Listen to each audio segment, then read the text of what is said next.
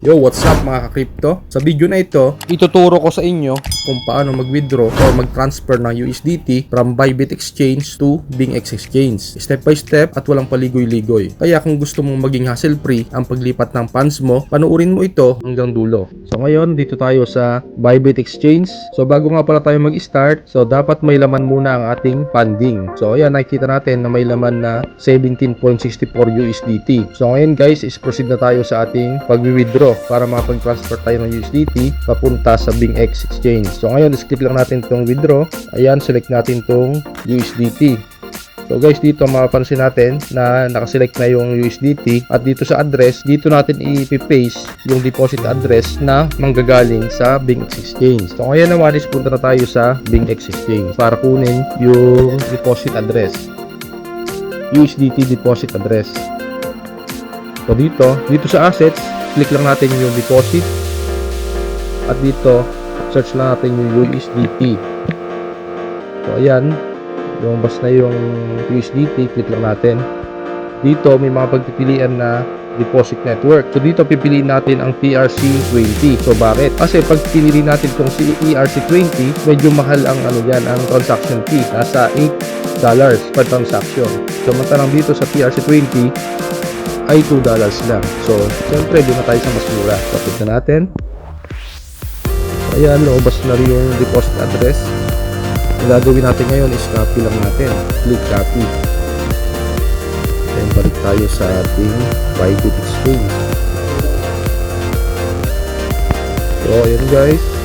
Naulit yung proseso. So, ulit lang din natin. Asset. Withdraw. USDT. So dito natin i-paste yung deposit address ng ating BingX Exchange.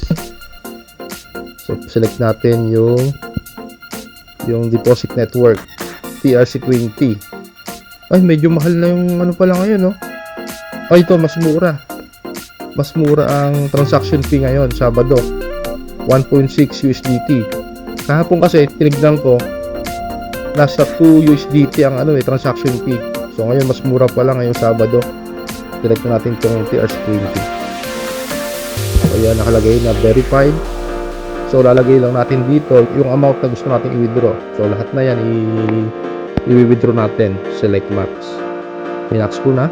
And then click withdraw. So ito nakalagay dito na amount received daw is $15.8582. So click na natin itong withdraw. And then click confirm. So ayan guys, nakalagay na withdrawal application submitted. Then click lang natin itong okay. So ayan guys, check na lang natin sa BingX Exchange kung dumating na yung pinasa natin, then transfer natin USDT. Wala pang dumarating. Check natin sa Bybit kung nabawas. Ayan, nagbawas na sa Bybit. Nasa $23 siya kanina, ngayon 6 na lang. So nabawasan na tayo ng $17.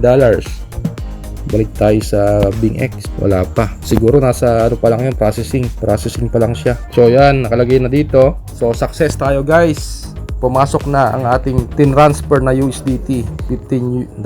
So yun lamang guys, at sana may natutunan kayo sa aking video. Stay safe and God bless. So don't forget to like and share the video para nang sa ganon is makatulong rin sa aking video. Salamat.